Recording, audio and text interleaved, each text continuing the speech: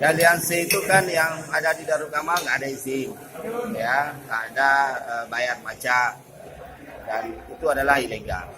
Oleh karenanya itu harus dihentikan. Saya sudah instruksikan ke kecamatan untuk menginstruksikan bahwa itu harus dihentikan. Kalau mereka nanti mau eksploitasi, mau ambil aliansi, ambillah secara tertib, bagus, urus surat izin supaya tidak terjadi hal-hal yang tidak bagus. Misalnya ada kawasan-kawasan yang konservasi, kawasan-kawasan yang harus dijaga, tapi kalau tidak ada izin itu semuanya tidak ada batasan, ya.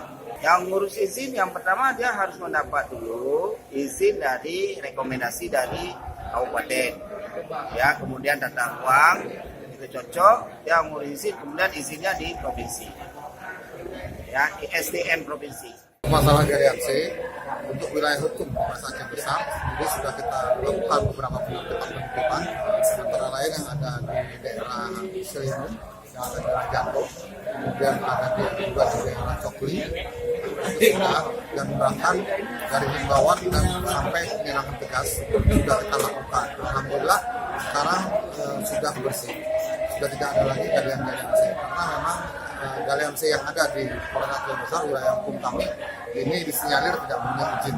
Artinya ini tidak boleh bisa dioperasionalkan.